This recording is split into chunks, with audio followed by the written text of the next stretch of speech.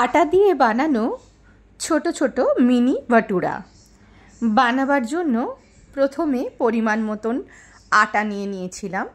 তারপর এর মধ্যে দিয়েছিলাম অল্প সুজি, এছাড়া দিয়েছিলাম নুন, চিনি, জোয়ান, তেল পরিমাণ মতন, তেলের বদলে কেউ কেউ ঘিও দিতে পারে ময়নের জন্য। এছাড়া পুরো আটাটা মেখেছিলাম দই দিয়ে, আর দিয়েছিলাম অল্প একটু খাবার সোডা, একদম পিঞ্চ অফ। ভালো করে আটা মেখে গোল গোল ডেলি করে নিয়েছিলাম। এবার ছোট ছোট বটুরা বেলে রেডি হলাম ফ্রাই করবার জন্য। তেলের মধ্যে দেওয়ার পর বটুরা যখন ফুলে উঠল, আমার মনটাও আনন্দে ফুলে উঠল যে বটুরা ভালোভাবেই তৈরি হয়েছে আটা দিয়ে।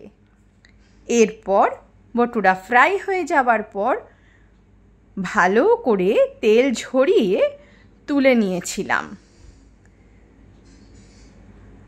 আর সার্ভ করেছিলাম আলুর দমের সাথে।